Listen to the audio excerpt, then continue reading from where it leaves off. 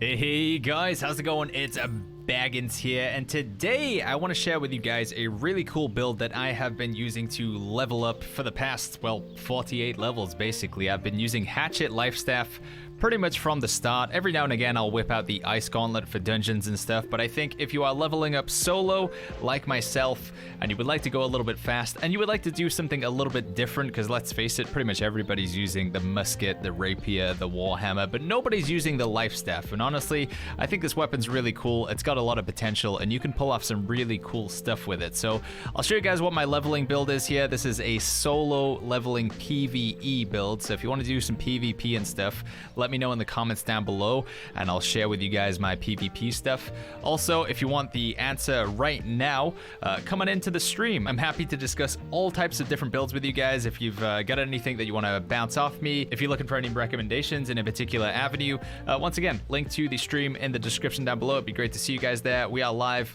12 hours a day, every day for the closed beta. So yeah, we're also giving out a free copy of the game as well. So if you want to play the game, you want to give a copy to a friend, we've got a lot going on in the stream. But with that being said, back to the build. So first of all, the Lifestaff. This is where it comes in. What are we rocking with the Lifestaff? We're going all out focus in terms of attributes. So focus is the only way that you're really going to increase your healing. Your healing is also increased by the quality of your Lifestaff, and my Lifestaff honestly is not that great right now. It's like 13 levels below my actual level, so I do need to upgrade this thing, but we still managed to get some pretty crazy stuff done with it. But yeah, we're all in on the focus right now, and I'm going to keep putting points into focus until I get to 300, at which point I might put some points into strength for the extra melee weapon attacks if I do continue to run this build. But yeah, that's how our attribute points are divvied up. Pretty straightforward, just everything in focus, so you get some big fat heals. And then from the weapon mastery standpoint, you need, let's see, 1, 2, 3, 4,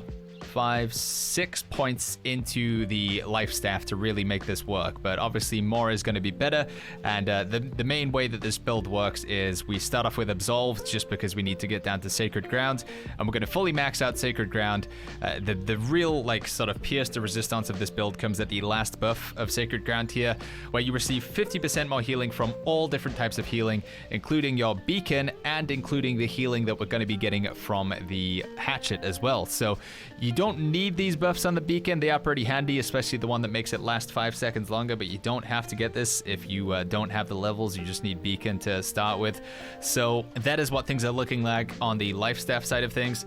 And then going over to the hatchet, which is what you'll be swapping to actually kill the enemies, we're just basically looking to max out the Berserk tree. So you're going to need 1, 2, 3, 4, 5 levels with your hatchet to get it fully maxed out. And the beauty of this comes in this pip and this pip down here. So this one says, when Berserk is active, gain a portion of your health back every 5 seconds. The amount of health gained is increased by how long Berserk is active. So you're going to keep healing the longer Berserk is active. And of course, as you remember, our Sacred Ground increases all healing we receive from all different sources, including Berserk. So there's a crazy wombo combo with that. And then the last one over here says, while you're in Berserk, you can't be interrupted and you can't be staggered. Now this is pretty handy, because when we put our heal down on the ground and we want to stand in it, if the enemy has some sort of CC, they could potentially like knock you out of it, and then you got to try and walk back into it, and then they knock you out of it, and that's going to severely limit your healing. And that's basically what this build is all about. You're just out healing all of the damage that comes at you.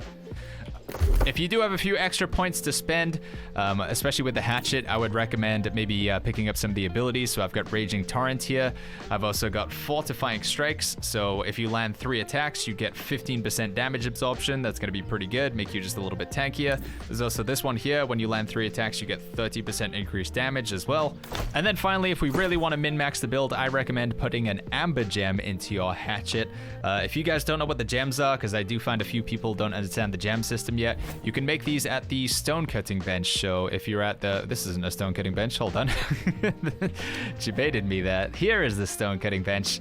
So these are available pretty early on. For instance, I can make a emerald here. You just need the flawed version of it, and then you can like cut it to make it nice and clean, which allows you to then socket it into your weapon. So amber is the one that you want to be looking for. You can find this when you're mining iron, when you're mining silver. It comes out of ore veins, as it says, and you will need some motes to sort of combine with it. You can also buy these off of the auction house, and they come at different tiers as well. So at the highest tier, we have the cut Brilliant Amber. There it is. This isn't the highest tier, actually. This is tier 4. But you can see it adds a lot of extra weapon to your damage based on your focus stat. And obviously, you have a lot of points in focus, so it's going to add a lot of nature damage to your hatchet.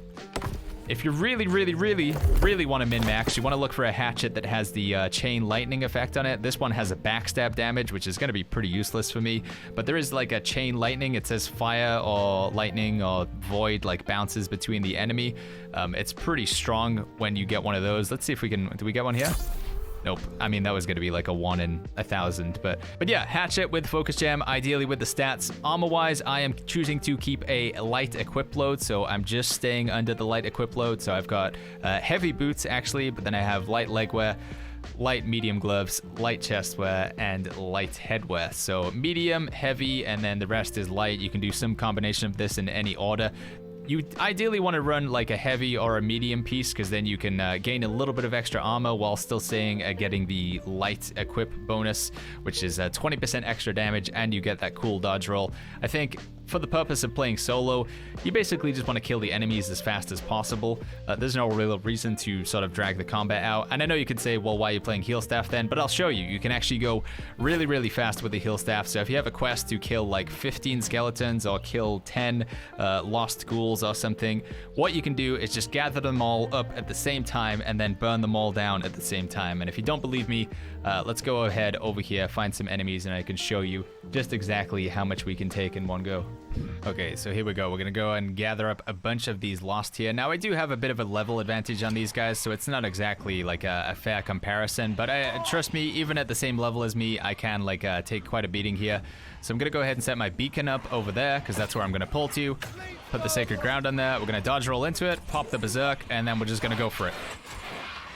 And if you look at my health bar, it's going down for sure, but then it's just going back up straight away. As long as I can manage to keep myself in the circle, the health bar is, it's going down and it's coming back up at the straight time. And we just killed like, I don't know, what was that, 10 things at the same time there?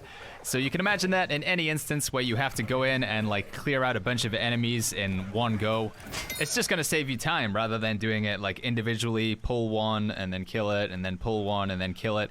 You can just plonk down, mega heals on the ground, pull out the hatchet, go berserk, and just heal through all the damage. I guess as you're moving forward, like it does, doing the animation does actually make you go forward a little bit. Like if we just do this, we're slowly gonna move towards the lake. So you do have to be wary about that. Maybe like turn your character around every now and again, just so you don't end up walking out of the circle, because as soon as you walk out the circle, you're in a lot of danger. One thing that's worth mentioning about the hatchet as well, we did get a level with it there, and I am going to go ahead and put it into the other damaging ability. Eventually with the hatchet, once you get enough points into it, you can get Defy Death, and that says when you receive lethal damage, avoid death, reduce to 50 HP, and gain immortality for 3 seconds. So you actually can't die. Like, you literally cannot die with this build. It's got a 75-second cooldown, but that, you know, if you're going for a big crazy pull, then it's probably going to be 70, you know, a minute or so until you do the next big pull. So yeah, I just think this is a really fun build. I don't see too many people using the life staff to much effectiveness. So if you guys think this is a cool one, let me know in the comments down below. Also, go ahead and click that like button. Subscribe for more. If you want to see any other different types of builds on the channel, let me know as well. If there's any particular things that you're interested in, like Baggins, could you show us a good build for the Great Axe? Could you show us a good build for tanking? Like I say, let me know in the comments down below. And if you got any specific questions, you want to see me using this in-game and doing some big heals in dungeons and stuff as well, once again, link to the stream in the description down below. But yeah, thanks you everybody for watching, and I'll see you guys all in the next one.